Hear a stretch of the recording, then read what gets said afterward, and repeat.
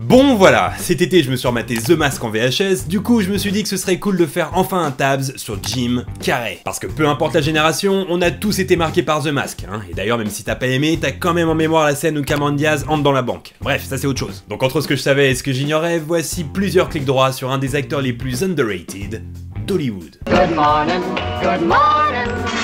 Faire rire et procurer des émotions a toujours fait partie de la vie de Jim Carrey. À l'âge de 10 ans, il amuse déjà tout le monde en faisant des numéros de claquettes. À tel point que sa mère, très malade, lui demande de dormir chaque soir avec ses chaussures de façon à ce qu'il se tienne prêt au cas où elle aurait besoin qu'on lui remonte le moral en plein milieu de la nuit. Jim avait donc l'habitude de performer à 3h du matin devant ses parents et peu importe s'il y avait école le lendemain.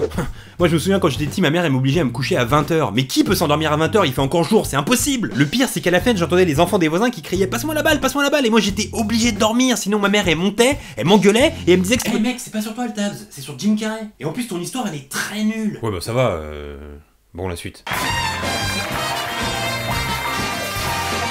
Jim Carrey fait rire à la maison donc, mais pas seulement. Très vite, il commence à créer des numéros et fait rire toute sa classe pendant les cours avec ses fameuses grimaces et imitations. Du coup, un jour, un prof passa un deal avec lui. En gros, ça donnait ça. Si tu te tiens bien pendant tout le cours, je te laisse 5 minutes pour faire ton numéro après la classe. Jim accepta et durant toute une année, il testa avec succès son stand-up sur des camarades de classe hilar. Ouais, en gros, ça change de la blague que tu fais en cours de maths chaque année, à savoir elle baise sur ta calculatrice.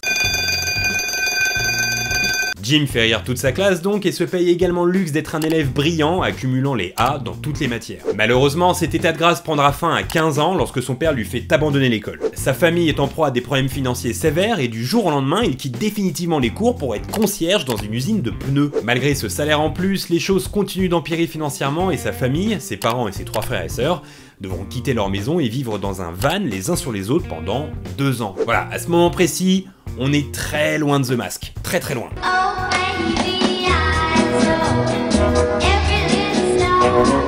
Convaincu qu'il possède un talent inné pour la comédie, Jim Carrey décide de partir à 19 ans à Los Angeles avec seulement 1000 $ en poche. Les premières années sont très difficiles et la galère s'étend sur une période de 11 ans. 11 années où ses petits rôles dans quelques films ne lui permettent pas de payer tous les mois le loyer. Nous sommes en 1991 et à ce moment précis, Jim Carrey est sur le point de tout lâcher. Sauf que, à cette époque, il prend l'habitude de rouler tous les soirs sur Mulholland Drive et de se poser tout en haut afin de méditer sur sa carrière. Un bon soir de déprime, il décide de se fixer un objectif. Il sort de sa poche son chéquier, inscrit dessus la somme de 10 millions de $ et se promet de l'encaisser avant la veille du Thanksgiving de 1995, soit 4 ans plus tard. Pendant 3 années, il va regarder ce chèque chaque jour se détériorer dans son portefeuille jusqu'en 1994 où il l'encaissera enfin pour son rôle dans Dumb and Dumber. Voilà, c'est ce qui s'appelle dans le milieu de la confiance en soi un processus de visualisation. Donc je vous encourage tous à faire la même chose si vous doutez de vous. Et bien évidemment, les chèques de 50 € ne comptent pas, hein. Yo ho, a pirate's life for me. Voilà, donc à partir de ce moment-là, Jim Carrey enchaîne les succès mondiaux qu'on connaît tous et réalise même l'exploit d'être 3 fois numéro 1 au box-office dans la même année en 1994 avec Ace Ventura, The Mask et Dumb and Dumber. En plus de tous ces succès, il aurait pu en rajouter un bien connu, à savoir Pirates des Caraïbes. Pendant de longs mois, il est en 2003 le choix numéro 1 des studios Disney pour incarner le célèbre Jack Sparrow. Et Jim refusa le rôle et préféra opter à la place pour le film Bruce Tout-Puissant. Voilà, cette info est cool, mais la seule raison pour laquelle je l'ai choisi, c'est parce que je voulais placer la petite chanson des pirates juste avant. Parce que, au cas où vous l'ignoriez, c'est mon attraction préférée à Disney, et à chaque fois que j'y vais, figurez-vous que je suis tout mouillé parce que je me mets devant, et à chaque fois... Mec, je t'ai dit que c'était sur Jim Carrey le tabs. Ok, pas la peine de s'énerver. Bon, en général, Jim Carrey, c'est le genre de mec que t'es obligé d'aimer. Il t'a forcément déjà fait rire au moins une fois, et en plus, il a l'air hyper cool. Donc franchement, c'est chaud de le détester. Et pourtant, certaines personnes ne peuvent pas l'encadrer. Lors du tournage de ce chef-d'œuvre du 7ème art qui est Batman Forever, Tommy Lee Jones, qui jouait le rôle de Double Face, alla voir Jim Carrey en lui disant franco: écoute, sache que je te déteste, je déteste tes bouffonneries, et je déteste tes fans. Ok Tommy, pourquoi pas, mais du calme. Plus tard, Jim Carrey expliqua qu'il avait sa petite idée sur la question. Lorsque Dumb and Dumber est sorti, il écrasa la concurrence au cinéma au point d'éclipser totalement le film Cobb avec Tommy Lee Jones, d'où l'amertume de ce dernier. En même temps, quand j'analyse l'expression faciale de Tommy Lee Jones, je me dis qu'il doit détester une sacrée liste de personnes. Enfin, je pense, hein. Here's Johnny.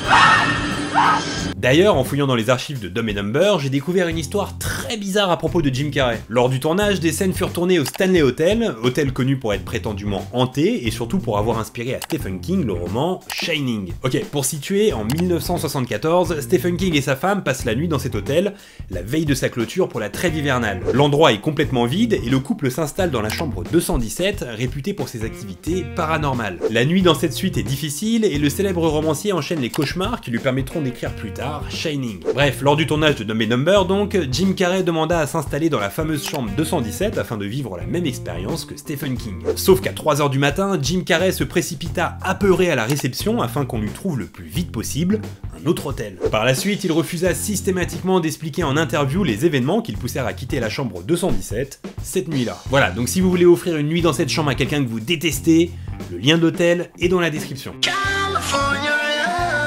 De près ou de loin, Jim Carrey a toujours baigné dans la musique. Son père était musicien, il joue de la guitare et est capable d'écouter avec autant de plaisir du rock, du rap et même du métal bien vénère comme il le prouve en 94 dans le Arsenio Hall. I love every kind of music, but recently I've really started to get into this thrash metal music. I don't know, there's something about it, man, that I just can't let go.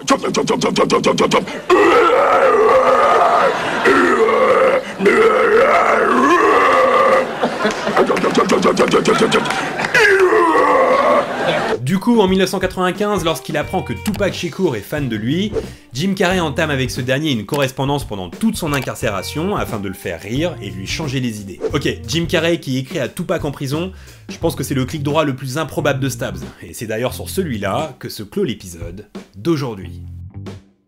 Voilà, si t'as aimé cette vidéo, n'hésite pas à mettre un pouce bleu, à la partager et à t'abonner à la chaîne si ce n'est pas encore fait. Tu peux aussi me suivre sur Facebook et sur Twitter, les liens sont dans la description. À côté de ça, je serais bien curieux de savoir quel est ton film préféré avec Jim Carrey. Perso, il s'agit d'Eternal Sunshine, film sublime dans lequel il démontre un gros talent d'acteur à contre-courant de ce qu'il a l'habitude de faire. On se retrouve comme chaque semaine mercredi prochain à 18 h et cette fois-ci on s'intéressera à un sujet bien particulier, à savoir la mort. Ouais, je sais, je viens de faire retomber la température violemment. Mais ne vous inquiétez pas, j'aborderai la chose sous un angle très tabsien. Jusque là, portez-vous bien et je vous dis à bientôt.